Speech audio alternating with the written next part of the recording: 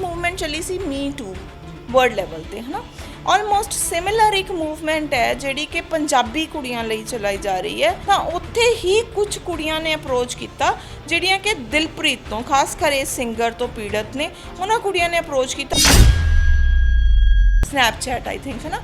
ਉਹਦੇ ਤੇ ਉਹਨੇ ਗਾਣੇ ਤੇ ਉਹਦੀ ਲਿਪਸਿੰਗ ਕੀਤੀ ਹੈ ਤੇ ਉਹਦੀ ਫੋਟੋਗ੍ਰਾਫਸ ਹੈ, ਵੀਡੀਓ ਬਣੀ ਹੋਈ ਹੈ ਐਂਡ ਉਹਨੇ ਨਾ ਉਹ ਵੀਡੀਓ ਨੂੰ ਟੈਗ ਕਰਤੀ, ਦਿਲਪ੍ਰੀਤ ਢਿੱਲੋਂ ਨੂੰ ਟੈਗ ਕਰਤੀ।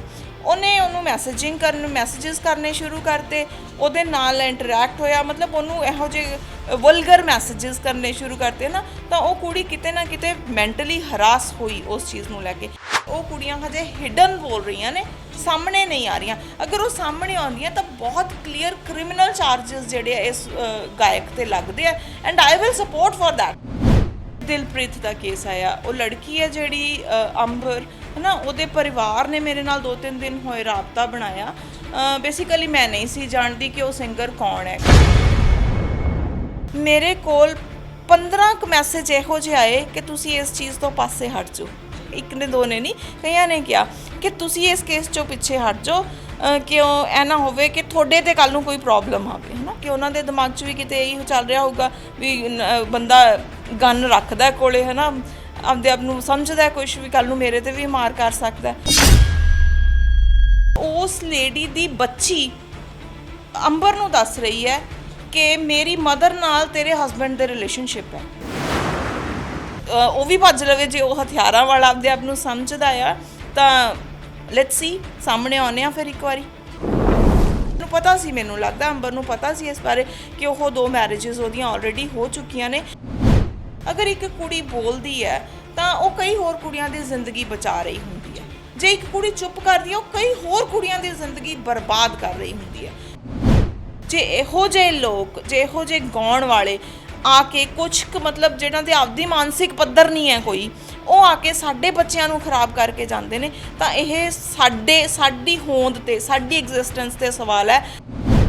ਕਹਿ ਕੇ ਕਿ ਮੈਂ ਤੇਰੇ ਨਾਲ ਵਿਆਹ ਕਰਾਊਂਗਾ ਔਰ ਫਿਰ ਉਹਨਾਂ ਨੂੰ ਸਿਰਫ ਯੂਜ਼ ਕਰਕੇ ਛੱਡ ਦੇਣਾ। ਉਹਨੂੰ ਕਹਿੰਦਾ ਮੈਂ ਫੈਬਰਵਰੀ 'ਚ ਤੇਰੇ ਨਾਲ ਵਿਆਹ ਕਰਾਊਂਗਾ, ਜਨਵਰੀ 'ਚ ਇਹ ਅੰਬਰ ਨਾਲ ਆਲਰੇਡੀ ਵਿਆਹ ਕਰਵਾ ਲੈਂਦਾ। ਅੰਬਰ ਢਿੱਲੋਂ ਵਰਗੀ ਕੋਈ ਦਾਸਤਾਨ ਨਾ ਹੋਵੇ ਕਿਸੇ ਕੁੜੀ ਨੂੰ, ਖਾਸ ਤੌਰ ਤੇ ਕੁੜੀਆਂ ਨੂੰ ਕੀ ਮੈਸੇਜ ਦੇਣਾ ਚਾਹੋਗੇ ਇਸ ਵਿਸ਼ੇ ਤੇ? ਮੈਂ ਤੁਹਾਨੂੰ ਦੱਸਦਾ ਕਿ ਤੁਹਾਡੇ ਦੇਸ਼ ਦਾ ਭਵਿੱਖ ਕਿਹੋ ਜਿਹਾ ਹੋਊਗਾ। ਤੁਸੀਂ ਮੈਨੂੰ ਦੱਸੋ ਕਿ ਤੁਹਾਡਾ ਯੂਥ ਕਿਹੋ ਜਿਹੇ ਗਾਣੇ ਗਾ ਰਿਹਾ, ਹੈ ਨਾ। ਤਾਂ ਹੁਣ ਸਾਡਾ ਯੂਥ ਕਿਹੋ ਜਿਹੇ ਗਾਣੇ ਗਾ ਰਿਹਾ। ਪ੍ਰਾਈਮ ਮੁੱਦੇ ਦੇਖ ਰਹੇ ਸਾਰੇ ਦਰਸ਼ਕਾਂ ਦਾ ਬਹੁਤ ਬਹੁਤ ਸਵਾਗਤ ਹੈ ਜੀ। ਮੈਂ ਇੰਦਰਪਾਲ ਸਿੰਘ ਧੁੰਨਾ। ਜਿਵੇਂ ਕਿ ਸਭ ਨੂੰ ਪਤਾ ਹੈ, ਅੱਜ ਸਾਡਾ ਸਮਾਜ ਸੋਸ਼ਲ ਮੀਡੀਆ ਦੇ ਕਰਕੇ ਕਿੱਧਰ ਨੂੰ ਜਾ ਰਿਹਾ ਹੈ। ਸੋਸ਼ਲ ਮੀਡੀਆ ਦੇ ਵੱਖ-ਵੱਖ ਤਰ੍ਹਾਂ ਜਿਹੜੀ ਆਪਾਂ ਦੇਖਦੇ ਹਾਂ, ਉਸ ਨੂੰ ਲੈ ਕੇ ਸਾਡੀ ਜਿਹੜੀ ਸੋਚ ਹੈ ਉਹ ਸੋਚ ਕਿਤੇ ਨਾ ਕਿਤੇ ਬਦਲਦੀ ਨਜ਼ਰ ਆ ਰਹੀ। ਜਿਹੜੀ ਪੁਰਾਣੇ ਜ਼ਮਾਨੇ ਦੀ ਸੋਚ ਸੀ, ਅਸੀਂ ਇੱਕ ਦੂਜੇ ਦੇ ਪ੍ਰਤੀ, ਔਰਤਾਂ ਦੇ ਪ੍ਰਤੀ ਇੱਕ ਭੈਣ ਦੀ ਭਾਵਨਾ ਹੁੰਦੀ ਸੀ, ਇੱਕ ਮਾਂ ਦੀ ਭਾਵਨਾ ਹੁੰਦੀ ਸੀ। ਪਰ ਜਿਹੜੀ ਅੱਜ ਜਿਹੜੀ ਸੋਚ ਹੈ ਉਹ ਸੋਚ ਬਦਲਦੀ ਨਜ਼ਰ ਆ ਰਹੀ ਹੈ, ਜਿਸ ਦੇ ਵਿੱਚ ਗਾਇਕ ਵੀ ਪਿੱਛੇ ਨਹੀਂ ਹਨ। ਇਸ ਤੋਂ ਪਹਿਲਾਂ ਨਛੱਤਰ ਗਿੱਲ ਦਾ ਵੀ ਨਾਮ ਆਇਆ ਸੀ ਕਿਸੇ ਰੇਪ ਕਾਂਡ ਦੇ ਵਿੱਚ, ਤੇ ਇਸ ਕਾਂਡ ਦੇ ਵਿੱਚ ਇੱਕ ਨਵਾਂ ਨਾਮ ਜੁੜਿਆ ਅੱਜ ਦਿਲਪ੍ਰੀਤ ਢਿੱਲੋਂ ਦਾ।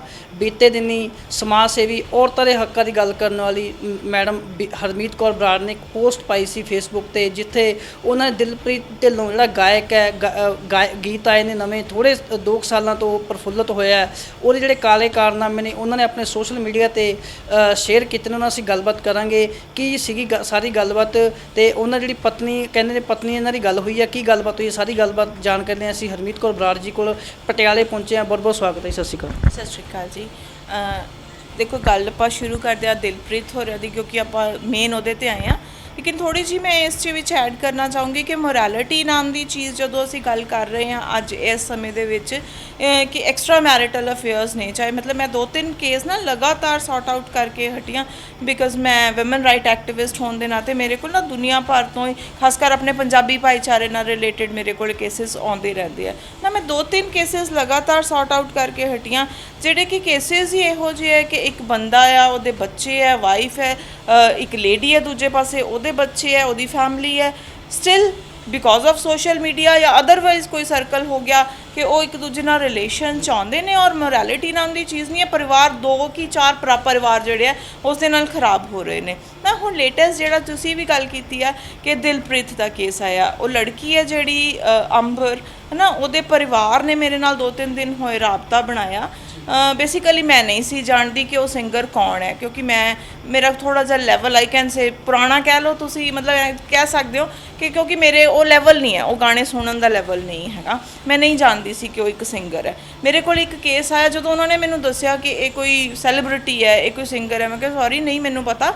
ਜਦੋਂ ਉਹਨਾਂ ਨੇ ਮੈਨੂੰ ਗੱਲ ਦੱਸੀ ਕਿ ਲੜਕੀ ਹੈ, ਉਹ ਲੜਕੀ ਦੀਆਂ ਮੈਨੂੰ ਤਸਵੀਰਾਂ ਵੀ ਭੇਜੀਆਂ, ਮਾਰ ਕੁੱਟ ਕੀਤੀ ਹੋਈ ਹੈ, ਮਤਲਬ ਇਹੋ ਜਿਹਾ ਸੀਨ ਕਿ ਔਰ ਸਟਿਲ ਉਹ ਸਭ ਤੋਂ ਵੱਡੀ ਗੱਲ ਕਿ ਉਸ ਕੁੜੀ ਨਾਲ ਉਹਦੀ 3rd ਮੈਰਿਜ ਆ। ਦੇਖੋ ਉਹਨਾਂ ਦਾ ਮੈਂ ਕਹਿ ਸਕਦੀ ਹਾਂ ਕਿਸੇ ਹੱਦ ਤੱਕ ਕਿ ਨਿੱਜੀ ਮਸਲਾ ਸੀ ਕਿ ਤੀਜਾ ਵਿਆਹ ਸੀ ਉਸ ਬੱਚੀ ਨਾਲ, ਲੇਕਿਨ ਗੱਲ ਇਹ ਹੈ ਕਿ ਤੀਜੇ ਵਿਆਹ ਦੇ ਬਾਵਜੂਦ ਉਹ ਸਟਿਲ ਹਜੇ ਬਹੁਤ ਸਾਰੇ ਐਕਸਟਰਾ ਮੈਰਿਟਲ ਅਫੇਅਰਸ ਦੇ ਵਿੱਚ ਹੈ ਨਾ। ਇੱਕ ਅਫੇਅਰ ਦੇ ਵਿੱਚ ਇਹੋ ਜਿਹੀ ਹੈ ਕਿ ਉਹ ਖੁਦ 45 ਸਾਲ ਦੀ 42-45 ਸਾਲ ਦੀ ਲੇਡੀ ਹੈ ਔਰ ਉਸ ਲੇਡੀ ਦੀ ਬੱਚੀ ਅੰਬਰ ਨੂੰ ਦੱਸ ਰਹੀ ਹੈ ਕਿ ਮੇਰੀ ਮਦਰ ਨਾਲ ਤੇਰੇ ਹਸਬੈਂਡ ਦੇ ਰਿਲੇਸ਼ਨਸ਼ਿਪ ਹੈ ਨਾ। ਮਤਲਬ ਇਸ ਤੋਂ ਹੌਰਿਬਲ ਕੀ ਹੈ ਕਿ ਉਹ ਬੱਚੀ ਕਿਸ ਮੈਂਟਲ ਕੰਡੀਸ਼ਨ 'ਚੋਂ ਲੰਘ ਰਹੀ ਹੋਊਗੀ, ਉਹਦੀ ਸਾਈਕੋਲੋਜੀ, ਉਹਦੀ ਮਾਨਸਿਕਤਾ ਨੂੰ ਸੋਚਦੇ ਹੋਏ ਦੇਖੀਏ, ਜਾਂ ਉਸ ਵੇਲੇ ਇੱਕ ਪਤਨੀ 'ਤੇ ਕੀ ਬੀਤ ਰਹੀ ਹੋਊਗੀ ਕਿ ਮੇਰਾ ਹਸਬੈਂਡ ਜਿਹੜਾ ਆ ਉਹ ਐਕਸਟਰਾ ਮੈਰਿਟਲ ਅਫੇਅਰ ਦੇ ਵਿੱਚ ਹੈ। ਮਤਲਬ ਪਰਿਵਾਰ ਤੋੜਨ ਵਾਲੀਆਂ ਗੱਲਾਂ ਨੇ, ਇਹ ਸਾਨੂੰ ਸੰਜੀਦਗੀ ਨਾਲ ਲੈਣੀਆਂ ਚਾਹੀਦੀਆਂ ਨੇ। ਅਤੇ ਮੇਰੇ ਕੋਲ ਕਾਫੀ ਪ੍ਰੂਫ ਨੇ ਉਹਦੇ 'ਤੇ ਕੀ ਐਕਸ਼ਨ ਲੈਣਾ, ਲੀਗਲ ਵੀ ਐਕਸ਼ਨ ਲਵਾਂਗੇ,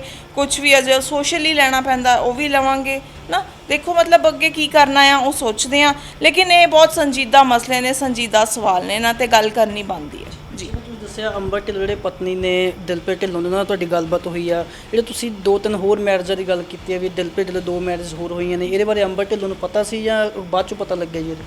ਦੇਖੋ ਜਿਵੇਂ ਮੈਨੂੰ ਪਰਿਵਾਰ ਨੇ ਦੱਸਿਆ ਕਿ ਇਹ 19 ਸਾਲ ਦੀ ਸੀ ਅੰਬਰ ਜਦੋਂ, ਹੁਣ ਅੱਜ 22-23 ਸਾਲ ਦੀ, ਆਈ ਥਿੰਕ, ਮੈਨੂੰ ਪੂਰੀ ਤਰ੍ਹਾਂ ਨਹੀਂ ਯਾਦ, ਮਤਲਬ 19 ਸਾਲ ਦੀ ਸੀ ਜਦੋਂ ਇਹ ਕਿਸੇ ਮੈਰਿਜ 'ਚ ਮਿਲਿਆ। ਰਾਜਸਥਾਨ ਦੇ ਵਿੱਚ ਕੋਈ ਮੈਰਿਜ ਸੀ, ਉਹਦੀ ਫੈਮਿਲੀ ਦੀ ਮੈਰਿਜ ਸੀ ਔਰ ਇਹਨਾਂ ਦੇ ਇਹ ਸਿੰਗਰ ਬਿੰਗਾ ਸਿੰਗਰ ਗਿਆ ਸੀ, ਉੱਥੇ ਗਾਉਣ ਗਿਆ ਸੀ ਨਾ। ਤਾਂ ਉੱਥੇ ਇਹ ਮਿਲੇ ਸੀ, ਉੱਥੇ ਕਿਤੇ ਇਹਨਾਂ ਦੀ ਇੰਟਰੈਕਸ਼ਨ ਹੋਈ ਤਾਂ ਉਹ ਲੜਕੀ ਨੇ ਮਤਲਬ ਸ਼ੀ ਫੈਲ ਇਨ ਲਵ ਆਈ ਕੈਨ ਸੇ, ਹੈ ਨਾ। ਉਹ ਛੋਟੀ ਸੀਗੀ ਔਰ ਉਹਨੇ ਇਸ ਚੀਜ਼ ਨੂੰ ਬਹੁਤ ਸੀਰੀਅਸ ਨਹੀਂ ਲਿਆ ਕਿ ਮੈਂ ਪਿੱਛੇ ਪੜਤਾਲ ਕਰਾਂ, ਜਿਵੇਂ ਪਹਿਲਾਂ ਆਪਣੇ ਪੁਰਾਣੇ ਪਰਿਵਾਰਾਂ ਦੇ ਵਿੱਚ ਹੁੰਦਾ ਸੀ ਕਿ ਪਰਿਵਾਰ ਪੂਰੀ ਜ਼ਿੰਮੇਵਾਰੀ ਨਾਲ ਪਹਿਲਾਂ ਪਿੱਛੇ ਘੋਖਦੇ ਸੀ, ਹੈ ਨਾ, ਸਮਾਜ ਤੋਂ ਪਤਾ ਕਰਦੇ ਸੀ, ਆਲੇ ਦੁਆਲੇ ਤੋਂ, ਮਤਲਬ ਪਿੰਡ 'ਚ ਤਾਂ ਪਿੰਡ ਦੇ ਸਾਰੇ ਆਲੇ ਦੁਆਲੇ ਤੋਂ ਪਤਾ ਕਰਨਾ ਜ਼ਰੂਰੀ ਸਮਝਦੇ ਸੀ। ਮਤਲਬ ਉਹ ਚੀਜ਼ਾਂ ਤੋਂ ਵੀ ਇਹ ਵੀ ਇੱਕ ਸਵਾਲ ਬਣ ਗਿਆ ਵੈਸੇ ਕਿ ਅਸੀਂ ਕੱਟਦੇ ਜਾ ਰਹੇ ਹਾਂ ਉਹਨਾਂ ਚੀਜ਼ਾਂ ਨਾਲੋਂ, ਹੈ ਨਾ। ਅੱਜ ਅਸੀਂ ਇਹ ਦੇਖਦੇ ਹਾਂ ਕਿ ਲੜਕੇ ਨੂੰ ਕੁੜੀ ਨੂੰ ਮੁੰਡੇ ਨੂੰ ਕੁੜੀ ਪਸੰਦ ਨੇ ਤਾਂ they can go for it, ਹੈ ਨਾ। ਅਸੀਂ ਬਹੁਤ ਸੰਜੀਦਗੀ ਨਾਲ ਨਹੀਂ ਲੈਂਦੇ ਔਰ ਇਹੀ ਰੀਜ਼ਨ ਵੀ ਮੈਂ ਸਮਝਦੀ ਹਾਂ ਕਿ ਤਲਾਕ ਦੇ ਕਾਰਨ ਵੀ ਬਹੁਤ ਜਲਦੀ ਜਿਹੜੇ ਅੱਜ ਤਲਾਕ ਹੋ ਰਹੇ ਨੇ, ਰੇਸ਼ੋ ਵੱਧ ਰਹੀ ਹੈ, ਉਹ ਉੱਥੇ ਵੀ ਕਿਤੇ ਨਾ ਕਿਤੇ ਇਹ ਰੀਜ਼ਨ ਹੈਗਾ ਆ, ਹੈ ਨਾ।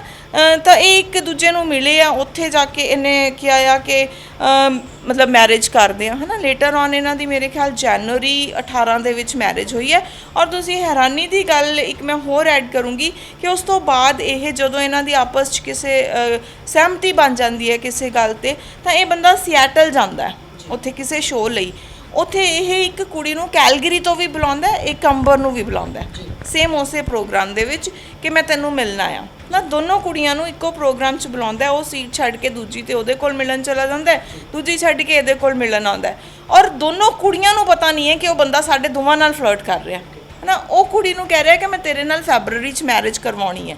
ਮਤਲਬ ਇਹ ਕਿੰਨਾ ਧੋਖੇ 'ਚ ਰੱਖਣਾ ਹੋ ਗਿਆ ਕੁੜੀਆਂ ਨੂੰ ਕਿ ਮੈਂ ਸਿਰਫ ਇਹ ਚੀਜ਼ ਕਹਿ ਕੇ ਕਿ ਮੈਂ ਤੇਰੇ ਨਾਲ ਵਿਆਹ ਕਰਾਊਂਗਾ ਔਰ ਇਹਦੇ 'ਤੇ ਬਹੁਤ ਵੱਡੇ ਲੀਗਲ ਐਕਸ਼ਨ ਲਏ ਜਾ ਸਕਦੇ ਆ ਅਗਰ ਉਹ ਕੁੜੀਆਂ ਥੋੜ੍ਹੀ ਹਿੰਮਤ ਕਰਨ ਨਾ, ਕਿ ਕਹਿ ਕੇ ਕਿ ਮੈਂ ਤੇਰੇ ਨਾਲ ਵਿਆਹ ਕਰਾਊਂਗਾ ਔਰ ਫਿਰ ਉਹਨਾਂ ਨੂੰ ਸਿਰਫ ਯੂਜ਼ ਕਰਕੇ ਛੱਡ ਦੇਣਾ। ਉਹਨੂੰ ਕਹਿੰਦਾ ਮੈਂ ਫੈਬਰਵਰੀ 'ਚ ਤੇਰੇ ਨਾਲ ਵਿਆਹ ਕਰਾਊਂਗਾ, ਜਨਵਰੀ 'ਚ ਇਹ ਅੰਬਰ ਨਾਲ ਆਲਰੇਡੀ ਵਿਆਹ ਕਰਵਾ ਲੈਂਦਾ, ਹੈ ਨਾ। ਤਾਂ ਉਹ ਕੁੜੀ ਨੇ ਇਨਫੈਕਟ ਕਿਹਾ ਵੀ ਇਹਨੂੰ ਪਤਾ ਸੀ, ਮੈਨੂੰ ਲੱਗਦਾ ਅੰਬਰ ਨੂੰ ਪਤਾ ਸੀ ਇਸ ਬਾਰੇ ਕਿ ਉਹ 2 ਮੈਰਿਜਸ ਉਹਦੀਆਂ ਆਲਰੇਡੀ ਹੋ ਚੁੱਕੀਆਂ ਨੇ। ਬਟ ਉਸ ਟਾਈਮ ਹੀ ਮੈਂ ਕਹਿ ਸਕਦੀ ਹਾਂ ਉਮਰ ਇਹੋ ਜਿਹੀ ਹੁੰਦੀ ਹੈ ਕਿ ਬੱਚੇ ਨੇ ਇੰਨੀ ਸੰਜੀਦਗੀ ਨਾਲ ਨਹੀਂ ਸੋਚਿਆ ਜਿੰਨਾ ਸੋਚਣਾ ਬਣਦਾ ਸੀਗਾ, ਹੈ ਨਾ। ਔਰ ਮੈਂ ਇੱਥੇ ਇੱਕ ਸਵਾਲ, ਇੱਕ ਔਰਤ ਐਕਟਿਵਿਸਟ ਹੋਣ ਨਾਤੇ ਮੇਰਾ ਇੱਕ ਸਵਾਲ ਬਹੁਤ ਜ਼ਰੂਰੀ ਵੀ ਬਣਦਾ, ਮੈਨੂੰ ਲੱਗਦਾ ਹੁੰਦਾ ਔਰ ਮੈਂ ਇਹਨੂੰ ਕਾਫੀ ਵਾਰੀ ਸੰਬੋਧਿਤ ਹੋਈ ਹਾਂ, ਬਹੁਤ ਸਾਰੀਆਂ ਵਿਮਨ ਇਸ਼ੂਜ਼ 'ਤੇ ਗੱਲ ਕਰਦੇ ਹਾਂ, ਮੈਂ ਅਕਸਰ ਸੰਬੋਧਿਤ ਹੁੰਦੀ ਹਾਂ ਕਿ ਜਦੋਂ ਆਪਣੀਆਂ ਬੱਚੀਆਂ ਨੂੰ ਅਸੀਂ ਪਾਲਦੇ ਹਾਂ ਨਾ ਤਾਂ ਸਾਡੀ ਸਾਈਕੋਲੋਜੀ ਜਿਹੜੀ ਹੈ ਜਿਵੇਂ ਦੀ ਹੋਣੀ ਚਾਹੀਦੀ ਹੈ ਉਹ ਨਹੀਂ ਹੈਗੀ। ਅਸੀਂ ਆਪਣੇ ਬੱਚੇ ਅਸੀਂ ਆਜ਼ਾਦੀ ਮੰਗਦੇ ਹਾਂ, ਅਸੀਂ ਬਰਾਬਰੀ ਦੀ ਗੱਲ ਕਰਦੇ ਹਾਂ, ਅਸੀਂ ਓਪਨਨੈਸ ਦੀ ਗੱਲ ਕਰਦੇ ਹਾਂ, ਐਕਸਪੋਜ਼ਰ ਦੀ ਗੱਲ ਕਰਦੇ ਹਾਂ, ਲੇਕਿਨ ਜਦੋਂ ਅਸੀਂ ਪਰਵਰਿਸ਼ ਕਰਦੇ ਹਾਂ ਨਾ ਆਪਣੀ ਕੁੜੀ ਦੀ, ਉੱਥੇ ਸਾਡੇ ਤੇ ਬੜੇ ਕੁਐਸਚਨ ਮਾਰਕ ਨੇ, ਮਤਲਬ ਜੋ ਮੈਨੂੰ ਲੱਗਦੇ ਨੇ, ਜੋ ਮੈਂ ਆਪਦੇ ਆਲੇ ਦੁਆਲੇ ਦੇਖਦੀ ਹਾਂ। ਈਵਨ ਮੈਨੂੰ ਆਪਦੇ ਪਰਵਰਿਸ਼ ਦੇ ਵਿੱਚ ਵੀ ਕਈ ਵਾਰੀ ਲੱਗਦਾ ਹੁੰਦਾ ਵੀ ਐ ਨਹੀਂ ਐ ਹੋਣਾ ਚਾਹੀਦਾ ਸੀਗਾ, ਹੈ ਨਾ। ਤਾਂ ਮੈਨੂੰ ਮੇਰੇ ਸਵਾਲ ਹੁੰਦੇ ਆ ਉੱਥੇ। ਜਦੋਂ ਅਸੀਂ ਆਪਣੀਆਂ ਕੁੜੀਆਂ ਨੂੰ ਵੱਡਿਆ ਕਰਦੇ ਹਾਂ ਨਾ, ਅਸੀਂ ਉਹਨੂੰ ਐਂ ਤਾਂ ਕਹਿੰਦੇ ਹਾਂ ਕਿ ਤੈਨੂੰ ਅਸੀਂ ਮੁੰਡਿਆਂ ਵਾਂਗੂ ਪਾਲਿਆ, ਹੈ ਨਾ। ਉਹ ਜ਼ਰੂਰੀ ਨਹੀਂ ਹੁੰਦਾ, ਉਹਨੂੰ ਅਸੀਂ ਕੁੜੀਆਂ ਵਾਂਗੂ ਵੀ ਪਾਲ ਸਕਦੇ ਹਾਂ, ਦੈਟ ਇਜ਼ ਆਲਸੋ ਬੈਟਰ। ਲੇਕਿਨ ਉਹਨੂੰ ਇਹ ਸਮਝਾਉਣਾ ਜ਼ਰੂਰੀ ਹੁੰਦਾ ਆ ਕਿ ਤੇਰੀ ਆਜ਼ਾਦੀ ਦਾ ਮਤਲਬ ਸਿਰਫ ਕਿਸੇ ਵੱਲ ਅਟਰੈਕਟ ਹੋਣਾ, ਵੈਸਟਰਨਾਈਜ਼ ਹੋਣਾ, ਉਹੋ ਜਿਹੀ ਤਰ੍ਹਾਂ ਦੇ, ਜਾਂ ਮਰਜ਼ੀ ਹੈ ਕੱਪੜੇ ਪਾਉਣੇ ਨਹੀਂ ਪਾਉਣੇ, ਕੀ ਕਰਨਾ ਕੀ ਨਹੀਂ, ਇਜ਼ ਡਿਫਰੈਂਟ ਇਸ਼ੂ, ਹੈ ਨਾ, ਕਿਵੇਂ ਦੇ ਪਾਉਣੇ। ਲੇਕਿਨ ਗੱਲ ਇਹ ਹੈ ਕਿ ਸਾਨੂੰ ਉਹਨਾਂ ਨੂੰ ਸਿਖਾਉਣਾ ਇਹ ਬਣਦਾ ਹੈ ਕਿ ਤੂੰ ਇੱਕ ਜ਼ਿੰਮੇਵਾਰ ਨਾਗਰਿਕ ਕਿਵੇਂ ਬਣਨਾ, ਤੇਰੀ ਜ਼ਿੰਮੇਵਾਰੀ ਸਮਾਜ ਪ੍ਰਤੀ ਕੀ ਹੈ, ਤੇਰੀ ਜ਼ਿੰਮੇਵਾਰੀ ਪਰਿਵਾਰ ਪ੍ਰਤੀ ਕੀ ਹੈ। ਮਤਲਬ ਅਸੀਂ ਬਚਪਨ ਤੋਂ ਉਹਨੂੰ ਅਵੇਅਰਨੈਸ ਤੋਂ ਵਾਂਝਾ ਰੱਖਦੇ ਹਾਂ ਕਿਤੇ ਨਾ ਕਿਤੇ।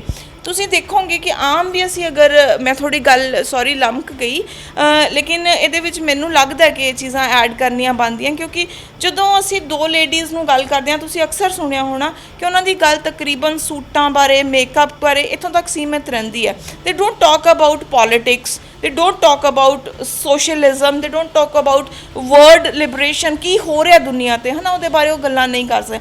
ਉੱਥੇ ਮੇਰਾ ਸਵਾਲ ਸਟੱਡੀ, ਐਜੂਕੇਸ਼ਨ ਤੇ ਪੇਰੈਂਟਿੰਗ ਦੋਨਾਂ ਤੇ ਖੜਾ ਹੁੰਦਾ ਹੈ, ਔਰ ਇੱਥੇ ਇਹੀ ਕਮੀ ਮੈਨੂੰ ਇਸ ਕੇਸ 'ਚ ਵੀ ਲੱਗੀ ਹੈ। ਅੰਬਰ ਢਿੱਲੋਂ ਦੀ ਗੱਲ ਕੀਤੀ ਜਾਵੇ, ਉਹ ਕਿੱਥੋਂ ਰਹਿਣ ਵਾਲੇ ਨੇ ਤੇ ਤੁਹਾਡੇ ਨਾਲ ਸੰਪਰਕ ਉਹਨਾਂ ਨੇ ਕਿਵੇਂ ਕੀਤਾ, ਕਦੋਂ ਕੀਤਾ? ਉਹ ਅਮਰੀਕਾ ਬੌਰਨ ਹੈ ਲੜਕੀ, ਉੱਥੇ ਹੀ ਰਹਿ ਰਹੀ ਹੈ, ਅੱਜ ਵੀ ਉੱਥੇ ਹੀ ਰਹਿ ਰਹੀ ਹੈ।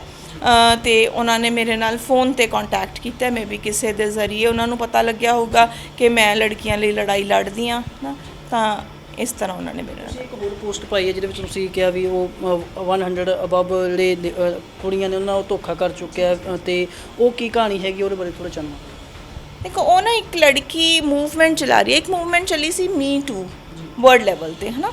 ਆਲਮੋਸਟ ਸਿਮਿਲਰ ਇੱਕ ਮੂਵਮੈਂਟ ਹੈ ਜਿਹੜੀ ਕਿ ਪੰਜਾਬੀ ਕੁੜੀਆਂ ਲਈ ਚਲਾਈ ਜਾ ਰਹੀ ਹੈ, ਕੈਨੇਡਾ ਤੋਂ ਕੋਈ ਲੜਕੀ ਚਲਾ ਰਹੀ ਹੈ। ਤਾਂ ਉਹ ਮੂਵਮੈਂਟ ਦੇ ਵਿੱਚ ਜਿਹੜੀ ਹੈ, ਮਤਲਬ ਤੁਸੀਂ ਅਲੱਗ-ਅਲੱਗ ਲੜਕੀਆਂ ਜਿਨ੍ਹਾਂ ਨਾਲ ਸੈਕਸ਼ੁਅਲ ਹਰਾਸਮੈਂਟ ਹੋਈ ਹੈ, ਜਿਨ੍ਹਾਂ ਨੂੰ ਘਰ ਵੱਲੋਂ ਜਾਂ ਪਰਿਵਾਰ ਵੱਲੋਂ, ਚਾਚੇ ਤਾਇਆਂ, ਕਿਤੇ ਵੀ ਕਿਸੇ ਤਰ੍ਹਾਂ ਦੀ ਵੀ ਫਿਜ਼ੀਕਲ ਹਰਾਸਮੈਂਟ ਹੋਈ ਹੈ, ਤਾਂ ਉਹ ਉੱਥੇ ਦੱਸ ਸਕਦੇ ਆ, ਤਾਂ ਕਿ ਉਹਨਾਂ ਨੂੰ ਇੱਕ ਪਲੈਟਫਾਰਮ ਮੁਹੱਈਆ ਕਰਵਾਇਆ ਗਿਆ ਕਿ ਤੁਸੀਂ ਆਪਦੀ ਗੱਲ ਕਹਿ ਸਕਦੇ ਹੋ। ਅਦਰਵਾਈਜ਼ ਸਾਡਾ ਜਿਹੜਾ ਮਾਹੌਲ ਹੈ, ਅਸੀਂ ਅਗਰ ਕੋਈ ਬੱਚੀ ਹੈ ਉਹ ਆਪਦੇ ਪੇਰੈਂਟਸ ਨੂੰ ਵੀ ਗੱਲ ਦੱਸਣ ਤੋਂ ਡਰਦੀ ਹੈ, ਜਿਹੋ ਜਿਹਾ ਅਸੀਂ ਮਾਹੌਲ ਕ੍ਰੀਏਟ ਕੀਤਾ ਹੋਇਆ, ਤਾਂ ਸੋਸ਼ਲ ਮੀਡੀਆ ਇੱਕ ਮੈਨੂੰ ਲੱਗਦਾ ਕਿ ਉਹਨਾਂ ਨੂੰ ਜ਼ਰੀਆ ਮਿਲਿਆ ਹੋਇਆ, ਔਰ ਉਸ ਲੜਕੀ ਦਾ ਇਸ ਪੱਖੋਂ ਬਹੁਤ ਪੋਜ਼ਿਟਿਵ ਰੋਲ ਨਿਭਾ ਰਹੀ ਹੈ ਉਹ। ਤਾਂ ਉੱਥੇ ਹੀ ਕੁਝ ਕੁੜੀਆਂ ਨੇ ਅਪਰੋਚ ਕੀਤਾ ਜਿਹੜੀਆਂ ਕਿ ਦਿਲਪ੍ਰੀਤ ਤੋਂ, ਖਾਸ ਕਰ ਇਸ ਸਿੰਗਰ ਤੋਂ ਪੀੜਤ ਨੇ, ਉਹਨਾਂ ਕੁੜੀਆਂ ਨੇ ਅਪਰੋਚ ਕੀਤਾ, ਔਰ ਉਹਦੇ 'ਚ ਤੁਸੀਂ ਹੈਰਾਨ ਹੋਵੋਗੇ ਕਿਵੇਂ ਦੇ ਕੇਸਿਸ ਨੇ। ਇੱਕ ਕੁੜੀ ਦਾ ਕਹਿਣਾ ਆ ਕਿ ਮੈਂ ਉਹਦੇ ਕਿਸੇ ਗਾਣੇ 'ਤੇ, ਕੋਈ ਸੋਸ਼ਲ ਸਾਈਟਸ ਨੇ ਜਿਨ੍ਹਾਂ 'ਤੇ ਤੁਸੀਂ ਸੌਂਗ ਗਾ ਕੇ, ਹੈ ਨਾ, ਆਈ ਡੋਂਟ ਯੂਜ਼, ਮੈਂ ਜ਼ਿਆਦਾ ਨਹੀਂ ਕਰਦੀ, ਸਨੈਪਚੈਟ ਆਈ ਥਿੰਕ, ਹੈ ਨਾ, ਉਹਦੇ 'ਤੇ ਉਹਨੇ ਗਾਣੇ 'ਤੇ ਉਹਦੀ ਲਿਪਸਿੰਗ ਕੀਤੀ ਹੈ, ਅਤੇ ਉਹਦੀ ਫੋਟੋਗ੍ਰਾਫਸ ਹੈ, ਵੀਡੀਓ ਬਣੀ ਹੋਈ ਹੈ, ਐਂਡ ਉਹਨੇ ਨਾ ਉਹ ਵੀਡੀਓ ਨੂੰ ਟੈਗ ਕਰਤੀ, ਦਿਲਪ੍ਰੀਤ ਢਿੱਲੋਂ ਨੂੰ ਟੈਗ ਕਰਤੀ। ਉਹਨੇ ਉਹਨੂੰ ਮੈਸੇजेस ਕਰਨੇ ਸ਼ੁਰੂ ਕਰਤੇ, ਉਹਦੇ ਨਾਲ ਇੰਟਰੈਕਟ ਹੋਇਆ, ਮਤਲਬ ਉਹਨੂੰ ਇਹੋ ਜਿਹੇ ਵਲਗਰ ਮੈਸੇजेस ਕਰਨੇ ਸ਼ੁਰੂ ਕਰਤੇ ਨਾ। ਤਾਂ ਉਹ ਕੁੜੀ ਕਿਤੇ ਨਾ ਕਿਤੇ ਮੈਂਟਲੀ ਹਰਾਸ ਹੋਈ ਉਸ ਚੀਜ਼ ਨੂੰ ਲੈ ਕੇ, ਜਿਹੜੀ ਕਿ ਉਹ ਗੱਲ ਉਹਨੇ ਉੱਥੇ ਦੱਸੀ। ਤਾਂ ਇਹੋ ਜਿਹੇ ਕਈ ਕੇਸਿਸ ਨੇ ਜਿਹੜੇ ਇਸ ਪਰਟੀਕੂਲਰ ਬੰਦੇ ਦੇ ਰਿਗਾਰਡਿੰਗ ਆਏ ਨੇ। ਕੋਈ ਮੈਰਿਡ ਲੇਡੀਜ਼ ਨੇ, ਕੋਈ ਕੁੜੀਆਂ ਨੇ ਨਾ, ਕਈ ਤਰ੍ਹਾਂ ਦੇ ਆਈ ਕੈਨ ਸੇ, ਮਤਲਬ ਕਾਫੀ ਕੇਸਿਸ ਨੇ ਜਿਹੜੇ ਇਹੋ ਜਿਹੇ ਵੀ ਸਾਹਮਣੇ ਆਏ ਨੇ ਜੀ। ਅੰਬਰ ਦੀ ਏਜ ਕਿੰਨੀ ਹੈ ਤੇ ਦਿਲਪ੍ਰੀਤ ਦੀ ਏਜ ਕਿੰਨੀ ਹੈ? ਜਿਸ ਨੂੰ ਦਿਲਪ੍ਰੀਤ ਦੀ ਮੇਰੇ ਖਿਆਲ 30+ ਹੈ ਜੀ, 35+ ਹੈ, ਔਰ ਅੰਬਰ ਇਸ ਵੇਲੇ 22-23 ਦੀ ਹੈ।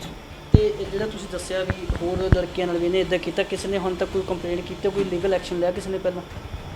ਦੇਖੋ, ਲੀਗਲ ਇਹਨੂੰ ਮੈਂ ਤਰਾਸਦੀ ਹੀ ਮੰਨਦੀ ਹਾਂ ਕਿ ਅਸੀਂ ਨਾ ਕੁੜੀਆਂ ਨੂੰ ਚੁੱਪ ਕਰਾਉਣ 'ਚ ਜ਼ਿਆਦਾ ਆਪਦੀ ਸਿਆਣਪ ਸਮਝਦੇ ਹਾਂ ਨਾ। ਅਸੀਂ ਇੱਕ ਦਾਇਰਾ ਖਿੱਚਤਾ, ਇੱਕ ਲਕਸ਼ਮਣ ਰੇਖਾ ਵਾਤੀ ਕਿ ਜੇ ਕੁੜੀ ਬੋਲੂਗੀ ਤਾਂ ਅਸੀਂ ਕੁੜੀ ਦੇ ਕਰੈਕਟਰ 'ਤੇ ਕੁਐਸਚਨ ਖੜਾ ਕਰਾਂਗੇ, ਹੈ ਨਾ। ਮੈਨੂੰ ਲੱਗਦਾ ਇਹ ਵੱਡੇ ਸਵਾਲ ਨੇ ਐਕਚੁਅਲੀ।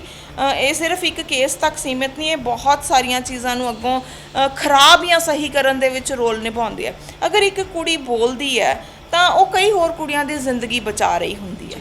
ਜੇ ਇੱਕ ਕੁੜੀ ਚੁੱਪ ਕਰਦੀ ਹੈ, ਉਹ ਕਈ ਹੋਰ ਕੁੜੀਆਂ ਦੀ ਜ਼ਿੰਦਗੀ ਬਰਬਾਦ ਕਰ ਰਹੀ ਹੁੰਦੀ ਹੈ ਨਾ। ਪਰ ਇੱਥੇ ਅਸੀਂ ਕਿਉਂਕਿ ਉਹਦੀ ਇੱਜ਼ਤ ਦਾ ਦਾਇਰਾ, ਉਹਦੇ 'ਤੇ ਐਡੀ ਵੱਡੀ ਲਕੀਰ ਖਿੱਚਤੀ ਕਿ ਜੇ ਇਹ ਬੋਲੂਗੀ ਤਾਂ ਬਹੁਤ ਸਾਰਾ ਸਮਾਜ ਹੈ ਜਿਹੜਾ ਉਹਦੇ 'ਤੇ ਕੁਐਸਚਨ ਮਾਰਕ ਲੈ ਕੇ ਬੈਠਾ ਹੈ, ਜਾਂ ਉਹਦੀ ਜ਼ਿੰਦਗੀ 'ਤੇ ਸਵਾਲ ਖੜੇ ਕਰਕੇ ਬੈਠਾ ਹੈ ਨਾ।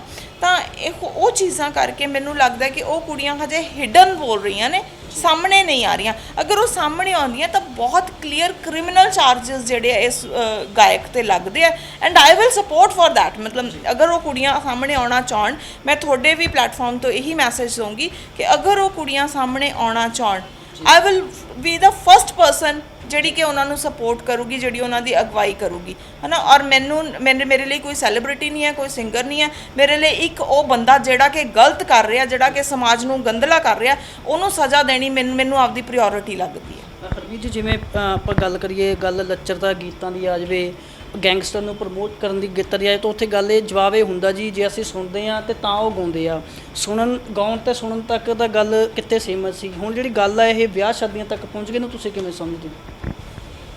ਦੇਖੋ, ਇਹ ਸਵਾਲ ਆਲੇ ਦੁਆਲੇ 'ਚ ਬੜਾ ਹੀ ਉੱਠਦਾ ਐਕਚੁਅਲੀ। ਬਹੁਤ ਅਸੀਂ ਇਸ ਨੂੰ ਸੰਜੀਦਗੀ ਨਾਲ ਕੁਝ ਪੱਤਰਕਾਰਾਂ ਨੇ, ਕੁਝ ਸੋਸ਼ਲ ਵਰਕਰਸ ਨੇ ਲਿਆ ਵੀ ਹੈ ਨਾ। ਲੇਕਿਨ ਜਦੋਂ ਅਸੀਂ ਕੁਝ ਕੁ ਚੀਜ਼ਾਂ ਨੇ ਨਾ ਜਿਹੜੀਆਂ ਸਾਡੇ ਆਲੇ ਦੁਆਲੇ, ਉਹਨਾਂ ਦਾ ਇੱਕ ਮੰਡੀਕਰਨ ਹੋਇਆ ਵਿਆ ਹੈ ਨਾ, ਕਿ ਇੱਕ ਮਾਰਕੀਟ ਬਣੀ ਹੋਈ ਹੈ, ਜਿਹੜੀ ਮਾਰਕੀਟ ਦੇ ਵਿੱਚ ਕੀ ਪਰੋਸਿਆ ਜਾਂਦਾ ਹੈ ਤੇ ਕੀ ਲਿਆ ਜਾਂਦਾ ਹੈ ਨਾ। ਸ਼ੁਰੂਆਤ ਕਿੱਥੋਂ ਹੁੰਦੀ ਹੈ, ਉਹਦੇ ਪਿੱਛੇ ਕੰਮ ਕੌਣ ਕਰ ਰਿਹਾ, ਕਿਹੜੇ ਦਿਮਾਗ ਉਹਨਾਂ ਚੀਜ਼ਾਂ ਦੇ ਪਿੱਛੇ ਕੰਮ ਕਰ ਰਹੇ ਨੇ। ਦੇਖੋ, ਇੱਕ ਨਾਰਮਲ ਚੰਗੇ ਗਾਣੇ ਆਉਂਦੇ ਨੇ ਤਾਂ ਉਹਨੂੰ ਅਸੀਂ ਵੀ ਕੋਈ ਬਹੁਤ ਜ਼ਿਆਦਾ ਐਪਰੀਸ਼ੀਏਟ ਨਹੀਂ ਕਰਦੇ, ਹੈ ਨਾ। ਇੱਕ ਦੋ ਸਿੰਗਰ ਸਾਡੇ ਕੋਲ ਇਹੋ ਜਿਹੇ ਨੇ ਜਿਹੜੇ ਕਿ ਪਹਿਲਾਂ ਧਾਰਮਿਕ ਗਾਉਂਦੇ ਸੀ, ਵਾਰਾਂ ਗਾਉਂਦੇ ਸੀ, ਲੇਟਰ ਉਹਨਾਂ ਨੂੰ ਕਮਰਸ਼ੀਅਲ ਸਿੰਗਰਸ ਬਣਨਾ ਪਿਆ, ਹੈ ਨਾ। ਇਹ ਵੀ ਇੱਕ ਕੁਐਸਚਨ ਮਾਰਕ ਹੈ ਕਿ ਅਸੀਂ ਵੀ ਉਹਨਾਂ ਨੂੰ ਪ੍ਰਮੋਟ ਨਹੀਂ ਕਰਦੇ, ਸਾਡੇ ਤੇ ਵੀ ਸਵਾਲ ਨੇ, ਹੈ ਨਾ। ਇਹੋ ਜਿਹੇ ਜਿਹੜੇ ਫਿਰ ਨੈਚੁਰਲੀ ਦੇਖੋ ਇਹੋ ਜਿਹੇ ਸਵਾਲ ਆਉਣਗੇ, ਇਹੋ ਜਿਹੇ ਸਿੰਗਰਸ ਵੀ ਆਉਣਗੇ। ਉਹ ਜਦੋਂ ਸਿੰਗਰਸ ਉਹਨਾਂ ਦੇ ਹਥਿਆਰਾਂ ਦੀਆਂ ਗੱਲਾਂ ਵੀ ਹੋਣਗੀਆਂ, ਉਹਦੇ 'ਚ ਰੇਪ ਦੀਆਂ ਗੱਲਾਂ ਵੀ ਹੋਣਗੀਆਂ, ਤਾਂ ਉਹ ਵਾਇਲੈਂਸ ਕ੍ਰੀਏਟ ਕਰ ਰਿਹਾ ਜਿਹੜਾ ਯੂਥ ਦੇ ਵਿੱਚ ਨਾ। ਜਦੋਂ ਵਾਇਲੈਂਸ ਯੂਥ ਦੇ ਦਿਮਾਗਾਂ 'ਚ ਆ ਗਿਆ ਤਾਂ ਉਹ ਸੁਸਾਇਟੀ ਦੇ ਵਿੱਚ ਆਉਣਾ ਬੜਾ ਸੁਭਾਵਿਕ ਹੈ। ਉਹ ਇੱਕ ਫੀਲ ਹੈ ਜਿਹੜੀ ਕਿ ਕੋਈ ਵੀ ਯੂਥ ਹੈ, ਉਹ ਉਮਰ ਇਹੋ ਜਿਹੀ ਹੁੰਦੀ ਹੈ ਕਿ ਉਸ ਉਮਰ ਦੇ ਵਿੱਚ ਬੱਚੇ ਉਸ ਚੀਜ਼ ਨੂੰ ਐਂ ਲੈ ਕੇ ਚੱਲਦੇ ਆ ਵੀ ਸ਼ਾਇਦ ਇਹ ਗਾਣਾ ਮੇਰੇ ਲਈ ਹੀ ਗਾਇਆ ਗਿਆ ਹੈ ਨਾ।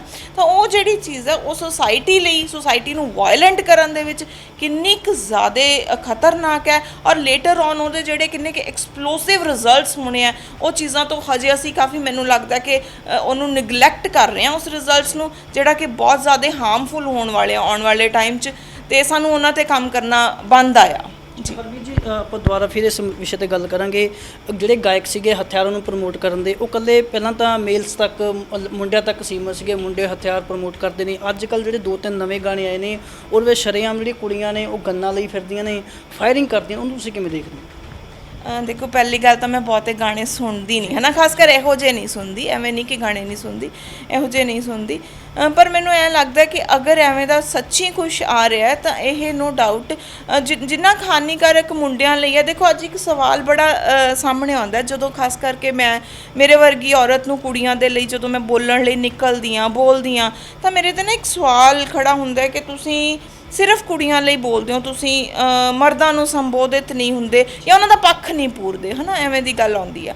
ਤਾਂ ਮੈਨੂੰ ਐਂ ਲੱਗਦਾ ਹੁੰਦਾ ਆ ਕਿ ਇੱਕ ਦੋ ਧਿਰਾਂ ਨੇ ਐਕਚੁਅਲੀ, ਹੈ ਨਾ। ਸਾਨੂੰ ਦੋਨਾਂ 'ਚ ਬੈਲੈਂਸ ਬਣਾ ਕੇ ਚੱਲਣਾ, ਮਤਲਬ this is part of equality. ਸਾਡਾ ਕੁਐਸਚਨ ਇਹ ਨਹੀਂ ਹੈ ਕਿ ਮੈਂ ਹਾਵੀ ਹਾਂ ਜਾਂ ਉਹ ਹਾਵੀ ਹੈ ਨਾ। ਹੁਣ ਜਦੋਂ ਅਸੀਂ ਕੁੜੀਆਂ ਨੂੰ ਵਾਇਲੈਂਟ ਬਣਾਵਾਂਗੇ, ਉਹ ਅਸੀਂ ਬਰਾਬਰੀ ਨਹੀਂ ਦੇ ਰਹੇ, ਬੇਸਿਕਲੀ ਉਹ ਅਸੀਂ ਖਰਾਬ ਕਰ ਰਹੇ ਹਾਂ, ਆਉਣ ਵਾਲੀਆਂ ਜਨਰੇਸ਼ਨਸ ਨੂੰ ਖਰਾਬ ਕਰ ਰਹੇ ਹਾਂ। ਔਰ ਉਹਨਾਂ ਦੇ ਰਿਜ਼ਲਟਸ ਕਿੰਨੇ ਕੁ ਖਤਰਨਾਕ ਹੋ ਜੇ ਬੜੇ ਈਜ਼ੀਲੀ ਇਮੈਜਿਨ ਕੀਤਾ ਜਾ ਸਕਦਾ, ਕਿਉਂਕਿ ਸਾਡੇ ਪੰਜਾਬ ਦਾ ਅੱਜ ਕਿੰਨੇ ਪਰਸੈਂਟ ਯੂਥ ਅਸੀਂ ਵੀ ਦੇਖਦੇ ਹਾਂ ਕਿ ਜਿਹੜਾ ਨਸ਼ਿਆਂ ਦੇ ਵਿੱਚ ਗ੍ਰਸਤ ਹੈ। ਔਰ ਨਸ਼ਿਆਂ ਨੇ ਇਸ ਕਗਾਰ 'ਤੇ ਲੈ ਕੇ ਆਂਦਾ ਕਿ ਕੁਛ ਜ਼ਿਲ੍ਹੇ ਇਹੋ ਜਿਹੇ ਨੇ, ਕੁਛ ਪਿੰਡ ਇਹੋ ਜਿਹੇ ਨੇ, ਮੈਂ ਕਹਿ ਸਕਦੀ ਹਾਂ ਕੁਛ ਪਿੰਡ ਇਹੋ ਜਿਹੇ ਨੇ ਜਿਨ੍ਹਾਂ ਤੋਂ ਕਿ ਬਰਾਤਾਂ ਚੜ੍ਹਨੀਆਂ ਇੱਕ ਕੁਐਸਚਨ ਮਾਰਕ ਦੇ ਵਿੱਚ ਆਈਆਂ ਪਈਆਂ ਨੇ ਕਿ ਕਿੰਨੇ ਸਾਲ ਤੱਕ ਨਹੀਂ ਚੜ੍ਹਨੀ, ਹੈ ਨਾ। ਅਤੇ ਜੇ ਉਸੇ ਹਾਲਾਤ ਦੇ ਵਿੱਚ ਇੱਕ ਪਿੱਛੇ ਜੇ ਬਠਿੰਡੇ ਇੱਕ ਕੁੜੀ ਦਾ ਕੇਸ ਵੀ ਆਇਆ ਸੀ ਜਿਹੜੀ ਕਿ ਨਸ਼ੇ ਦਾ ਇੰਜੈਕਸ਼ਨ ਲਾ ਕੇ ਪਈ ਸੀ, ਹੈ ਨਾ। ਔਰ ਉਹਨੂੰ ਮਤਲਬ ਝਾੜੀਆਂ ਝੂੜੀਆਂ 'ਚੋਂ ਚੱਕਿਆ ਸੀ ਕਿਸੇ ਸੋਸ਼ਲ ਆਰਗੇਨਾਈਜੇਸ਼ਨ ਨੇ। ਔਰ ਇਹੀ ਤਰੀਕਾ ਹੁੰਦਾ ਕਿਸੇ ਯੂਥ ਨੂੰ ਭੜਕਾਉਣ ਦਾ। ਮਤਲਬ ਬੜੇ ਲੀਡਰਸ, ਇੱਕ ਲੀਡਰ ਦੀ ਕਿਸੇ ਦੀ ਮੈਨੂੰ ਹੁਣ ਨਾਮ ਨਹੀਂ ਯਾਦ ਕਿਹਨਾਂ ਨੇ ਗੱਲ ਕਹੀ ਸੀ ਕਿ ਮੈਂ ਤੁਹਾਨੂੰ ਦੱਸਦਾ ਕਿ ਤੁਹਾਡੇ ਦੇਸ਼ ਦਾ ਭਵਿੱਖ ਕਿਹੋ ਜਿਹਾ ਹੋਊਗਾ, ਤੁਸੀਂ ਮੈਨੂੰ ਦੱਸੋ ਕਿ ਤੁਹਾਡਾ ਯੂਥ ਕਿਹੋ ਜਿਹੇ ਗਾਣੇ ਗਾ ਰਿਹਾ, ਹੈ ਨਾ। ਤਾਂ ਹੁਣ ਸਾਡਾ ਯੂਥ ਕਿਹੋ ਜਿਹੇ ਗਾਣੇ ਗਾ ਰਿਹਾ, ਇਹਦੇ 'ਚ ਕੋਈ ਵੀਰ ਰਸ ਨਹੀਂ ਹੈਗਾ, ਇਹਦੇ 'ਚ ਕੋਈ ਵਾਰਾਂ ਨਹੀਂ ਹੈਗੀਆਂ, ਸਾਡੇ ਗੁਰੂਆਂ ਦੇ ਸੰਦੇਸ਼ ਨਹੀਂ ਹੈਗੇ। ਅਸੀਂ ਤਾਂ ਹੋਰ ਹੀ ਪਾਸੇ ਹਥਿਆਰਾਂ ਨੂੰ ਜਾਂ ਨਸ਼ਿਆਂ ਨੂੰ ਪ੍ਰਮੋਟ ਕਰ ਰਹੇ ਹਾਂ। ਰਿਜ਼ਲਟ ਕਿਹੋ ਜਿਹੇ ਹੋਣਗੇ ਅਸੀਂ ਸੋਚ ਸਕਦੇ ਹਾਂ। ਵੀ ਜੀ ਮੈਂ ਤਾਂ ਇਹੀ ਗੱਲ ਕਰ ਰਿਹਾ ਜਿਹੜੇ ਦਿਲਪ੍ਰੀਤ ਢਿੱਲੋਂ ਨੇ ਹਥਿਆਰਾਂ ਦੀ ਆਪਾਂ ਗੱਲ ਕੀਤੀ ਹੈ। ਦਿਲਪ੍ਰੀਤ ਢਿੱਲੋਂ ਦੇ ਜਿੰਨੇ ਵੀ ਹੁਣ ਤੱਕ ਗਾਣੇ ਆਏ ਨੇ ਸਾਰੇ ਹਥਿਆਰਾਂ ਨੂੰ ਪ੍ਰਮੋਟ ਕਰਨ ਦੇ ਆਏ ਨੇ ਤੇ ਉਹਨੂੰ ਬੇਸਿਕਲੀ ਜੇ ਕੋਈ ਆਮ ਬੰਦਾ ਦੇਖੇਗਾ ਤਾਂ ਉਹ ਲੱਗੇਗਾ ਇਹ ਵੱਡਾ ਗੈਂਗਸਟਰ ਹੈ। ਇਹੀ ਕਿਤੇ ਕਾਰਨ ਨਹੀਂ ਹੈਗਾ ਜਿਹੜੀ ਕੁੜੀਆਂ ਹੁਣ ਤੱਕ ਚੁੱਪ ਰਹੀਆਂ ਨੇ ਵੀ ਯਾਰ ਉਹ ਵੱਡਾ ਗਾਣੇ ਉਹ ਜਿਹੇ ਗਾਉਂਦਾ ਵਾ ਵੀ ਕਿਤੇ ਸਾਨੂੰ ਖਤਰਾ ਨਾ ਹੋਵੇ। ਇਹੀ ਕਿਤੇ ਕਾਰਨ ਨਹੀਂ ਹੈਗਾ, ਤੁਸੀਂ ਸਮਝਦੇ ਇਸ ਚੀਜ਼ ਨੂੰ? ਮੈਂ ਤੁਹਾਨੂੰ ਇੱਕ ਬੜੀ ਇੰਟਰਸਟਿੰਗ ਗੱਲ ਦੱਸਦੀ ਹਾਂ ਇਹਦੇ ਬਾਬਤ। ਕੱਲ ਪਰਸੋਂ ਮੈਂ ਸੋਸ਼ਲ ਮੀਡੀਆ ਤੇ ਥੋੜਾ ਜਿਹਾ ਲਿਖਿਆ ਸੀ ਕਿ ਕੁਝ ਕੁੜੀਆਂ ਦੀਆਂ ਕਾਲਸ ਨੇ, ਕੁਝ ਕੁੜੀਆਂ ਨੇ ਦੱਸਿਆ ਕਿ ਇਹ ਬੰਦਾ ਇਹੋ ਜਿਹਾ ਹੈ ਨਾ। ਉਹਦੇ 'ਚ ਮੈਂ ਹਜੇ ਉਹਦੀ ਵਾਈਫ ਦਾ ਜ਼ਿਕਰ ਪ੍ਰੋਪਰ ਨਹੀਂ ਸੀ ਕੀਤਾ ਓਪਨਲੀ, ਕਿਉਂਕਿ ਮੈਨੂੰ ਹਜੇ ਥੋੜਾ ਜਿਹਾ ਕੁਝ ਹੋਰ ਸੀ ਜਿਹੜਾ ਮੈਂ ਉਹਨੂੰ ਕਲੈਕਟ ਕਰਨਾ ਸੀ। ਮੈਂ ਉਹਦੀ ਵਾਈਫ ਦਾ ਜ਼ਿਕਰ ਇਸ ਕਰਕੇ ਨਹੀਂ ਕੀਤਾ। ਤਾਂ ਲੋਕਾਂ ਨੂੰ ਲੱਗਿਆ ਸ਼ਾਇਦ ਮੈਂ ਉਹ ਕੁੜੀਆਂ ਦੀ ਹੈਲਪ ਦੇ ਲਈ ਅੱਗੇ ਆ ਰਹੀ ਹਾਂ। ਮੇਰੇ ਕੋਲ 15 ਕੁ ਮੈਸੇਜ ਇਹੋ ਜਿਹੇ ਆਏ ਕਿ ਤੁਸੀਂ ਇਸ ਚੀਜ਼ ਤੋਂ ਪਾਸੇ ਹਟ ਜਾਓ, ਹੈ ਨਾ। ਮਤਲਬ ਮੇਰੇ ਲਈ ਬੜੀ ਇੰਟਰਸਟਿੰਗ ਚੀਜ਼ ਸੀ, ਕਿਉਂਕਿ ਬਹੁਤ ਲੋਕਾਂ ਨੂੰ ਪਤਾ ਆ ਕਿ ਮੈਂ ਲੜਦੀ ਹਾਂ, ਹਮੇਸ਼ਾ ਹੀ ਲੜਦੀ ਆਈ ਹਾਂ, ਹੈ ਨਾ। ਮਤਲਬ ਕੋਈ ਪਹਿਲੀ ਵਾਰ ਨਹੀਂ ਹੈਗੀ। ਅਤੇ ਮੈਨੂੰ ਬੜਾ ਮਤਲਬ ਉਹਦੇ 'ਤੇ ਮੈਨੂੰ ਸਮਝ ਨਹੀਂ ਆਇਆ ਕਿ ਉਸ ਵੇਲੇ ਉਹਨਾਂ ਦੀ ਦਿਮਾਗ 'ਚੋਂ ਕੀ ਚੱਲ ਰਿਹਾ ਸੀ ਕਿ ਉਹਨਾਂ ਨੇ ਮੈਨੂੰ, ਔਰ ਕਈਆਂ ਨੇ, ਇੱਕ ਨੇ ਦੋ ਨੇ ਨਹੀਂ, ਕਈਆਂ ਨੇ ਕਿਹਾ ਕਿ ਤੁਸੀਂ ਇਸ ਕੇਸ 'ਚੋਂ ਪਿੱਛੇ ਹਟ ਜਾਓ, ਕਿਉਂ ਇਹ ਨਾ ਹੋਵੇ ਕਿ ਤੁਹਾਡੇ 'ਤੇ ਕੱਲ੍ਹ ਨੂੰ ਕੋਈ ਪ੍ਰੋਬਲਮ ਆਵੇ, ਹੈ ਨਾ। ਔਰ ਮੈਨੂੰ ਵੀ ਲੱਗਦਾ ਕਿ ਫਿਰ ਤੁਹਾਡੇ ਵਾਲੀ ਗੱਲ ਸਹੀ ਹੋ ਸਕਦੀ ਹੈ ਕਿ ਉਹਨਾਂ ਦੇ ਦਿਮਾਗ 'ਚ ਵੀ ਕਿਤੇ ਇਹੀ ਚੱਲ ਰਿਹਾ ਹੋਊਗਾ ਵੀ ਬੰਦਾ ਗਨ ਰੱਖਦਾ ਕੋਲੇ, ਹੈ ਨਾ, ਆਪਦੇ ਆਪ ਨੂੰ ਸਮਝਦਾ ਕੁਛ ਵੀ ਕੱਲ੍ਹ ਨੂੰ ਮੇਰੇ 'ਤੇ ਵੀ ਮਾਰ ਕਰ ਸਕਦਾ। ਤਾਂ ਮੈਨੂੰ ਲੱਗਦਾ ਹੈ ਕਿ ਸਾਈਕੋਲੋਜੀ ਜਿਹੜੀ ਹੈ ਸਾਡੀ ਉਹਨਾਂ ਚੀਜ਼ਾਂ ਨੂੰ ਉਵੇਂ ਹੀ ਦੇਖਦੀ ਹੈ ਜਿਵੇਂ ਕਿ ਪਰਸੈਪਸ਼ਨ ਬਣਾ ਦਿੱਤੀ ਜਾਂਦੀ ਹੈ। ਨੋ ਡਾਊਟ ਐਵੇਂ ਉਹ ਕੁੜੀਆਂ ਵੀ ਸੋਚਦੀਆਂ ਹੋਣਗੀਆਂ, ਕਿਉਂਕਿ ਅਸੀਂ ਉਹ ਦੇਖਦੇ ਹਾਂ ਜੋ ਸਾਨੂੰ ਦਿਖਾਇਆ ਜਾਂਦਾ। ਅਸੀਂ ਪਿਛਲਾ ਪਾਸਾ ਨਹੀਂ ਦੇਖਦੇ, ਪਿਛਲੇ ਪਾਸੇ ਬਹੁਤ ਕੁਝ ਲੁਕਿਆ ਹੁੰਦਾ ਹੈ। ਉਹ ਬੰਦਾ ਇੰਨੇ ਜੋਗਾ ਹੁੰਦਾ ਨਹੀਂ, ਹੁੰਦਾ ਵੀ ਹੋਵੇ ਤਾਂ ਸਾਨੂੰ ਘੱਟੋ ਘੱਟ ਸਾਡੇ 'ਚ ਇੰਨੇ ਗਟਸ ਚਾਹੀਦੇ ਆ, ਕਿਉਂਕਿ ਸਾਡੇ ਗੁਰੂਆਂ ਨੇ ਸਾਨੂੰ ਬਹੁਤ ਕੁਝ ਦੇ ਕੇ ਭੇਜਿਆ ਹੋਇਆ। ਸਾਨੂੰ ਇੰਨੀ ਕੁ ਸਮਰੱਥਾ ਦਿੱਤੀ ਹੋਈ ਹੈ ਕਿ ਅਸੀਂ ਜ਼ਾਲਿਮ ਦੇ ਮੂਹਰੇ ਅੜ ਸਕੀਏ, ਲੜ ਸਕੀਏ। ਹਮੇਸ਼ਾ ਤੋਂ ਲੜਦੇ ਆਏ ਹਾਂ, ਇਸ ਵਾਰੀ ਵੀ ਲੜਾਂਗੇ, ਹੈ ਨਾ। ਐਡੀ ਕੋਈ ਗੱਲ ਨਹੀਂ ਹੁੰਦੀ। ਉਹ ਵੀ ਭੱਜ ਲਵੇ ਜੇ ਉਹ ਹਥਿਆਰਾਂ ਵਾਲਾ ਆਪਦੇ ਆਪ ਨੂੰ ਸਮਝਦਾ ਆ ਤਾਂ। ਲੈਟਸ ਸੀ, ਸਾਹਮਣੇ ਆਉਂਦੇ ਆ ਫਿਰ ਇੱਕ ਵਾਰੀ ਜੀ। ਜਿਵੇਂ ਕੋਈ ਫਿਲਮ ਆਉਂਦੀ ਹੈ, ਕੋਈ ਧਾਰਮਿਕ ਪੱਖ ਤੋਂ ਫਿਲਮ ਆ ਜਾਵੇ, ਵੀ ਸਰਕਾਰਾਂ ਕਹਿੰਦੀ ਇਹਨਾਂ ਧਰਮ ਦੇ ਵਿੱਚ ਪਾੜਾ ਪਊਗਾ, ਸਾੜ ਫੂਕ ਸ਼ੁਰੂ ਹੋ ਜਾਏਗੀ। ਸਰਕਾਰਾਂ ਦੇ ਉਲਟ ਫਿਲਮ ਆਵੇ, ਮੇਰਾ ਕੀ ਕਸੂਰ ਗਾਣਾ ਆ ਉਹ ਬੈਨ ਹੋ ਗਿਆ, ਹੋਰ ਫਿਲਮਾਂ ਆਉਂਦੀਆਂ ਉਹ ਬੈਨ ਹੋ ਜਾਂਦੀਆਂ ਨੇ। ਅਤੇ ਜਿਹੜੇ ਗਾਣੇ ਨੇ ਇਹ ਵੀ ਕਿਤੇ ਨਾ ਕਿਤੇ ਸਮਾਜ ਦੇ ਵਿੱਚ ਪਾੜਾ ਪਾਉਣ ਵਾਲਾ, ਸਮਾਜ ਨੂੰ ਉਖੇੜਨ ਵਾਲਾ ਕੰਮ ਕਰਦੇ। ਇਹਨਾਂ 'ਤੇ ਬੈਨ ਕਿਉਂ ਨਹੀਂ ਲਗਾਉਂਦੀਆਂ ਸਰਕਾਰਾਂ? ਕਿਤੇ ਨਾ ਕਿਤੇ ਫੇਲ ਸਾਬਤ ਹੋ ਰਹੀਆਂ ਇਸ ਮਾਮਲੇ 'ਤੇ। ਬਿਲਕੁਲ ਹੋ ਰਹੀਆਂ ਨੇ, ਸਰਕਾਰਾਂ ਫੇਲ ਸਾਬਿਤ ਹੋ ਰਹੀਆਂ ਨੇ। ਦੇਖੋ, ਜਦੋਂ ਅਸੀਂ ਟਰਸਟ ਬਣਦੇ ਆ, ਫਿਲਮਾਂ ਦੇ ਵਿੱਚ ਬਣੇ ਹੋਏ ਨੇ, ਮਤਲਬ ਹਰ ਕੰਮ 'ਤੇ ਅਸੀਂ ਦੇਖਦੇ ਹਾਂ ਕਿ ਆਹ ਚੀਜ਼ ਇੱਥੋਂ ਪਾਸ ਹੋ ਕੇ ਜਾਊਗੀ ਤਾਂ ਅੱਗੇ ਜਾਊਗੀ। ਖਾਸ ਕਰ ਪੰਜਾਬੀ ਗਾਣੇ। ਦੇਖੋ, ਇੱਕ ਚੀਜ਼ ਜਿਹੜੀ ਪੰਜਾਬੀ ਗਾਣਿਆਂ ਦੀ ਪ੍ਰਾਪਤੀ ਹੈ ਕਿ ਉਹਨਾਂ ਨੇ ਪੰਜਾਬੀ ਲੈਂਗੁਏਜ ਨੂੰ ਨੋ ਡਾਊਟ ਵਰਲਡ ਲੈਵਲ ਤੱਕ ਪਹੁੰਚਾਇਆ, ਪਰ ਉਹ ਇੱਕ ਅੱਛੇ ਤਰੀਕੇ ਨਾਲ ਵੀ ਪਹੁੰਚਾਇਆ ਜਾ ਸਕਦਾ ਸੀ। ਜਿਸ ਹਿਸਾਬ ਨਾਲ ਪਹੁੰਚਾਇਆ ਜਾ ਰਿਹਾ ਉਹਦੇ ਨਾਲੋਂ ਚੰਗਾ ਕੰਮ ਕੀਤਾ ਜਾ ਸਕਦਾ ਸੀ, ਹੈ ਨਾ। ਹੁਣ ਜਿਹੜੀ ਇੱਥੇ ਫੇਲਿਅਰ ਸਰਕਾਰਾਂ ਦਾ ਵੱਡਾ ਕੀ ਰਿਹਾ ਆ, ਦੇਖੋ ਲਿਰਿਕਸ ਹੁੰਦੀ ਹੈ ਮੇਨ ਚੀਜ਼ ਕਿਸੇ ਵੀ ਚੀਜ਼ ਦੀ। ਜਾਂ ਇੱਕ ਮੈਨੂੰ ਲੱਗਦਾ ਕਿ ਸਾਡੀਆਂ ਵੀਡੀਓਜ਼ ਵੀ ਉਵੇਂ ਦੀਆਂ ਬਣ ਰਹੀਆਂ, ਬੜੀਆਂ ਵਾਇਲੈਂਟ ਟਾਈਪ ਦੀਆਂ ਵੀਡੀਓਜ਼ ਬਣ ਰਹੀਆਂ। ਉਹਦੇ 'ਤੇ ਸਰਕਾਰ ਐਟਲੀਸਟ ਇੱਕ ਬੈਂਚ ਬਣਾ ਸਕਦੀ ਹੈ ਨਾ। ਇੱਕ ਕੋਈ ਆਰਗੇਨਾਈਜੇਸ਼ਨ ਜਾਂ ਕੋਈ ਸੁਸਾਇਟੀ ਬਣ ਸਕਦੀ ਹੈ ਜਿਹੜੀ ਜਿੱਥੋਂ ਕਿ ਪਾਸ ਹੋ ਕੇ ਗਾਣੇ ਅੱਗੇ ਘੱਟੋ ਘੱਟ ਨਿਕਲਣ। ਮਤਲਬ ਉਹਦੇ ਲਈ ਕਾਫੀ ਇਹ ਕੋਈ ਬਹੁਤ ਵੱਡਾ ਕਦਮ ਨਹੀਂ ਹੈ ਜਿਹੜਾ ਚੱਕਿਆ ਨਾ ਜਾ ਸਕੇ। ਹਾਂ, ਜਿਹੜਾ ਚੱਕਿਆ ਨਾ ਜਾ ਸਕੇ, ਮਤਲਬ ਇੱਕ ਬਹੁਤ ਮਾਈਨਰ ਜਿਹਾ ਸਟੈਪ ਹੈ ਜਿਹਦੇ ਤੋਂ ਲੰਘ ਕੇ ਅਸੀਂ ਆਪਦੇ ਯੂਥ ਨੂੰ ਬੜਾ ਕੁਝ ਚੰਗਾ ਦੇ ਸਕਦੇ ਹਾਂ ਜੀ। ਹਰਮੀਤ, ਚਲੋ ਆਪਾਂ ਸਰਕਾਰ ਤੋਂ ਨਾ ਇਸ ਚੀਜ਼ ਦੀ ਉਮੀਦ ਵੀ ਨਹੀਂ ਕਰਦੇ। ਅਤੇ ਇੱਕ ਸ਼੍ਰੀ ਅਕਾਲ ਤਖਤ ਸਾਹਿਬ ਦੀ ਗੱਲ ਕਰੀਏ, ਅਕਾਲ ਤਖਤ ਸਾਹਿਬ ਸਰਵਉੱਚ ਹੈ ਜੀ। ਅਤੇ ਜਿੰਨੇ ਵੀ ਪੰਜਾਬ ਦੇ ਗਾਇਕ ਨੇ ਜਿਹੜੇ ਇਸ ਟਾਈਮ ਗੁੰਡਾਗਰਦੀ ਨੂੰ ਪ੍ਰਮੋਟ ਕਰਦੇ ਨੇ, ਬੇਸਿਕਲੀ ਉਹ ਸਿੱਖ ਪਰਿਵਾਰਾਂ ਤੋਂ ਬਿਲੋਂਗ ਰੱਖਦੇ ਨੇ। ਭਾਵੇਂ ਉਹ ਰੱਖਦੇ ਨੇ ਇਹ ਗੁੰਡਾਗਰਦੀ ਵਾਲੇ ਗੀਤ ਗਾਉਂਦੇ ਨੇ, ਪਰ ਉਹਨਾਂ ਦੀ ਸ਼ਰਧਾ ਸ਼੍ਰੀ ਅਕਾਲ ਤਖਤ ਸਾਹਿਬ 'ਤੇ ਹੈਗੀ ਹੈ। ਮੂਸੇ ਵਾਲੇ ਦਾ ਗਾਣਾ ਆਇਆ ਸੀ ਮਾਈ ਭਾਗੋ ਦੇ ਲੈ ਕੇ, ਉਹਨੇ ਕੁਛ ਗਲਤ ਸ਼ਬਦ ਯੂਜ਼ ਕੀਤੇ ਸੀ, ਉਹ ਵੀ ਸ਼੍ਰੀ ਅਕਾਲ ਤਖਤ ਸਾਹਿਬ 'ਤੇ ਜਾ ਕੇ ਮਾਫੀ ਮੰਗ ਕੇ ਆਇਆ ਸੀ। ਜਦੋਂ ਉਸਨੇ ਸ਼੍ਰੀ ਅਕਾਲ ਤਖਤ ਸਾਹਿਬ 'ਤੇ ਮਾਫੀ ਮੰਗੀ ਹੈ ਕਿ ਜਥੇਦਾਰ ਸਾਹਿਬ ਜੇ ਇੱਕ ਸੰਦੇਸ਼ ਜਾਰੀ ਕਰਨ ਸ਼੍ਰੀ ਅਕਾਲ ਤਖਤ ਸਾਹਿਬ ਤੋਂ ਵੀ ਅਜਿਹੇ ਗੀਤ ਗਾਉਣ ਵਾਲੇ ਦਾ ਜਾਂ ਉਹਨੂੰ ਸੁਣਨ ਵਾਲੇ ਦਾ ਵੀ ਕੋਈ ਜਿਹੜਾ ਸੰਦੇਸ਼ ਉੱਥੋਂ ਇੱਕ ਸਖਤੀ ਨਾਲ ਸੰਦੇਸ਼ ਲਾਗੂ ਹੋਵੇ, ਤੁਹਾਨੂੰ ਨਹੀਂ ਲੱਗਦਾ ਇਸ ਚੀਜ਼ ਨੂੰ ਠੱਲ ਪਏਗੀ? ਸ਼੍ਰੀ ਅਕਾਲ ਤਖਤ ਸਾਹਿਬ ਸਰਵਉੱਚ ਹੈ ਸਾਡੇ ਪੰਜਾਬ ਲਈ ਅਤੇ ਸਿੱਖਾਂ ਲਈ ਖਾਸ ਤੌਰ 'ਤੇ। ਦੇਖੋ, ਇਹਦੇ 'ਚ ਕੋਈ ਸ਼ੱਕ ਨਹੀਂ ਹੈਗਾ ਕਿ ਅਕਾਲ ਤਖਤ ਸਾਹਿਬ ਦੀ ਜੋ ਸਾਡੇ ਲਈ ਮਾਨਤਾ ਆ, ਜੋ ਪੰਜਾਬੀਆਂ ਲਈ ਮਾਨਤਾ ਆ, ਸਿਰਫ ਸਿੱਖ ਕਮਿਊਨਿਟੀ ਨਹੀਂ, ਪੰਜਾਬੀਆਂ ਲਈ ਹੋਲ ਮੈਂ ਕਹੂੰਗੀ ਸਭ ਦੀ ਮਾਨਤਾ ਆ, ਹੈ ਨਾ, ਸਾਡੇ ਲਈ। ਲੇਕਿਨ ਇੱਕ ਸਵਾਲ ਉੱਥੇ ਨਾਲ ਦੀ ਨਾਲ ਇਹ ਵੀ ਖੜਾ ਹੁੰਦਾ ਹੈ ਕਿ ਜਿਹੜੇ ਉਸ ਗੱਦੀ ਨਸ਼ੀਨ ਨੇ ਅੱਜ ਦੀ ਤਰੀਕ ਦੇ ਵਿੱਚ, ਉਹਨਾਂ ਦਾ ਪੋਲੀਟੀਸਾਈਜ਼ ਕਿਵੇਂ ਹੋਇਆ ਹੋਇਆ, ਉਹਨਾਂ ਨੂੰ ਚਲਾ ਕੌਣ ਰਿਹਾ, ਹੈ ਨਾ। ਉੱਥੋਂ ਤਾਂ ਸਿਰਸੇ ਵਾਲੇ ਬਾਬੇ ਵਾਲੇ ਦੇ ਨੂੰ ਮਾਫੀ ਦੇ ਦਿੱਤੀ ਜਾਂਦੀ ਹੈ, ਤਾਂ ਉੱਥੋਂ ਅਸੀਂ ਬਹੁਤੀ ਉਮੀਦ ਕਿੰਨਾ ਕੁ ਚਿਰ ਰੱਖ ਸਕਦੇ ਹਾਂ। ਫਿਰ ਵੀ ਇੱਕ ਸਿੱਖ ਹੋਣ ਦੇ ਨਾਤੇ, ਇੱਕ ਪੰਜਾਬੀ ਹੋਣ ਨਾਤੇ ਮਤਲਬ ਤੁਹਾਡੇ ਪਲੇਟਫਾਰਮ ਤੋਂ ਮੈਂ ਨਾ ਕਹਿ ਜ਼ਰੂਰ ਸਕਦੀ ਹਾਂ, ਜਿੰਨੀ ਕੁ ਸਰਕਾਰਾਂ ਤੋਂ ਉਮੀਦ ਰੱਖੀ ਜਾ ਸਕਦੀ ਹੈ, ਮੈਨੂੰ ਲੱਗਦਾ ਉਨੀ ਕੀ ਇਸ ਵੇਲੇ ਅਸੀਂ ਉੱਥੋਂ ਉਮੀਦ ਰੱਖ ਸਕਦੇ ਹਾਂ। ਸਟਿਲ ਸਾਡੀ ਇੱਕ ਡਿਊਟੀ ਬਣਦੀ ਹੈ ਸੋਸਾਇਟੀ ਦੇ ਪ੍ਰਤੀ ਕਿ ਅਸੀਂ ਜਿੱਥੋਂ ਵੀ ਸਾਨੂੰ ਉਮੀਦ ਦੀ ਕਿਰਨ ਦਿਖਦੀ ਹੈ, ਅਸੀਂ ਉੱਥੇ ਆਪਦੀ ਅਪੀਲ, ਆਪਦੀ ਬੇਨਤੀ ਜ਼ਰੂਰ ਕਰੀਏ ਕਿ ਸਾਡਾ ਯੂਥ ਬਚਾਇਆ ਜਾਵੇ। ਸਾਡੇ ਯੂਥ ਨੂੰ ਬਚਾਉਣਾ ਬਹੁਤ ਜ਼ਰੂਰੀ ਹੈ। ਜੇ ਇਹੋ ਜਿਹੇ ਲੋਕ, ਜੇ ਇਹੋ ਜਿਹੇ ਗਾਉਣ ਵਾਲੇ ਆ ਕੇ ਕੁਛ ਕੁ ਮਤਲਬ ਜਿਹਨਾਂ ਦੇ ਆਪਦੀ ਮਾਨਸਿਕ ਪੱਧਰ ਨਹੀਂ ਹੈ ਕੋਈ, ਉਹ ਆ ਕੇ ਸਾਡੇ ਬੱਚਿਆਂ ਨੂੰ ਖਰਾਬ ਕਰਕੇ ਜਾਂਦੇ ਨੇ, ਤਾਂ ਇਹ ਸਾਡੀ ਹੋਂਦ ਤੇ, ਸਾਡੀ ਐਗਜ਼ਿਸਟੈਂਸ ਤੇ ਸਵਾਲ ਹੈ। ਸਾਨੂੰ ਸੋਚਣਾ ਪਊਗਾ ਕਿ ਅਸੀਂ ਕਰਨਾ ਕੀ ਹੈ। ਇਹ ਨਾ ਹੋਵੇ ਕੱਲ ਨੂੰ ਕਿ ਸਾਡਾ ਯੂਥ ਹੀ ਇੰਨੇ ਜੋਗਾ ਨਾ ਰਵੇ। ਦੇਖੋ ਇੱਕ ਤਾਂ ਸਾਡਾ ਯੂਥ ਆਲਰੇਡੀ ਮੂਵ ਕਰ ਰਿਹਾ ਹੈ ਨਾ, ਹਿਜਰਤ ਤੇ ਮਜਬੂਰ ਹੈ ਇਸ ਵੇਲੇ ਪੰਜਾਬ। ਇੱਕ ਯੂਥ ਦਾ ਪਾਰਟ ਹੈ ਜਿਹੜਾ ਕਿ ਨਸ਼ਿਆਂ ਦੇ ਵਿੱਚ ਬੁਰੀ ਤਰ੍ਹਾਂ ਗਰਕਿਆ ਪਿਆ। ਸਾਡੀ ਜਿਹੜੀ ਰਹਿੰਦ ਖੂੰਹਦ ਪੀੜ੍ਹੀ ਹੈ, ਜੇ ਉਹ ਇਹ ਗਾਉਣ ਵਾਲਿਆਂ ਦੇ ਧੱਕੇ ਚੜ੍ਹ ਗਈ, ਸਾਡੇ ਕੋਲ ਬਚੂਗਾ ਕੀ? ਪੰਜਾਬ ਨਾਮ ਤੇ ਅਸੀਂ, ਮੈਨੂੰ ਲੱਗਦਾ ਆਉਣ ਵਾਲੇ ਕੁਝ ਸਵਾਲਾਂ ਤੇ ਸਾਨੂੰ ਪੰਜਾਬ ਲੱਭਣਾ ਪੈ ਜਾਣਾ, ਪੰਜਾਬ ਕਿੱਥੇ ਹੈ ਨਾ। ਤਾਂ ਮੈਨੂੰ ਲੱਗਦਾ ਸਾਨੂੰ ਸਭ ਨੂੰ ਹੀ ਮਿਲ ਕੇ ਇਸ ਚੀਜ਼ ਤੇ ਸੋਚਣਾ ਬਣਦਾ ਆ ਕਿ ਸਾਡੀਆਂ ਧੀਆਂ ਦੀ ਜ਼ਿੰਦਗੀ ਇਹ ਗਾਇਕਾਂ ਦੇ ਹੱਥੋਂ ਖਰਾਬ ਹੋ ਰਹੀ ਹੈ।